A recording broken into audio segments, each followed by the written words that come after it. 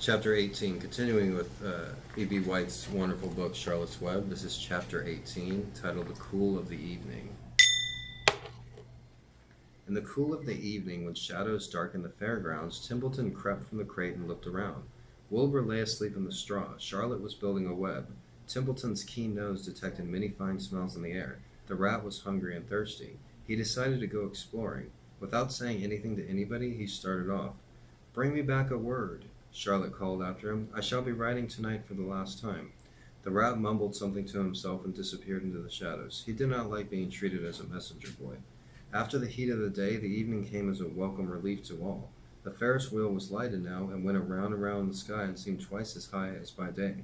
There were lights on the midway, and you could hear the crackle of the gambling machines and the music of the merry-go-round and the voice of the man in the Beano booth calling numbers. The children felt refreshed after their nap. Fern met her friend Henry Fuss, and he invited her to ride him in the Ferris wheel. He even bought a ticket for her, so it didn't cost her anything.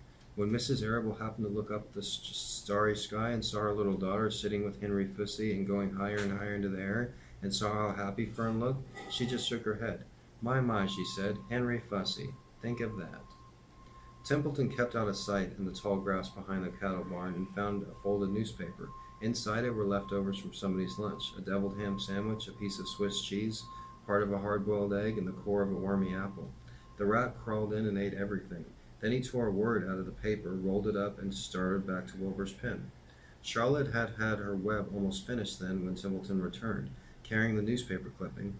She had left a space in the middle of the web. At this hour, no people were around the pig pen, so the rat and the spider and the pig were by themselves. "I hope you brought a good one," Charlotte said. "It's the last word I shall ever write." "Here," said Templeton, unrolling the paper. "What does it say?" asked Charlotte. "You'll have to read it for me." "It says humble," replied the rat. "Humble," said Charlotte. "Humble has two meanings. It means not proud, and it means near the ground. That's Wilbur all over. He's not proud, and he's near the ground." "Well, I hope you're satisfied," sneered the rat. "I'm not going to spend all my time fetching and carrying. I came to this fair to enjoy myself, not to deliver papers." "You've been very helpful, Charlotte. Run along if you want to see more of the fair." The rat grinned. "I'm going to make a night of it," he said, and the old sheep was right. "This fair is a rat's paradise. What eating and what drinking, and everywhere good hiding and good hunting. Bye-bye, my humble Wilbur. Fare thee well, Charlotte, you old schemer. This night will be a night to remember in a rat's life." He vanished into the shadows.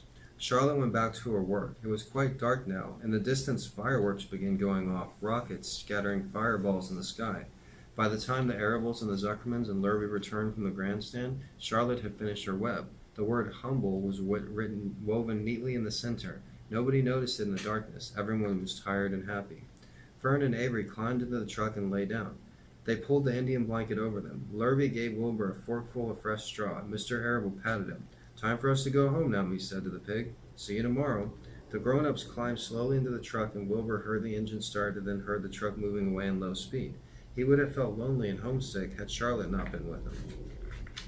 He never felt lonely when she was near. In the distance, he could still hear the music of the merry-go-round. As he was dropping off to sleep, he spoke to Charlotte. "Sing me that song again, about the dung in the dark," he begged. "Not tonight," she said in a low voice. "I'm too tired." Her voice didn't seem to come from her web. "Where are you?" asked Wilbur. "I can't see you. Are you on your web?" "I'm back here," she answered, "up in this back corner." "Why are you on your web?" asked Wilbur. "You almost never leave your web." "I left it tonight," she said. Wilbur closed his eyes. "Charlotte," he said, after a while, "do you really think Zuckerman will let me live and not kill me when the cold weather comes? Do you really think so?" "Of course," said Charlotte. "You are a famous pig, and you are a good pig.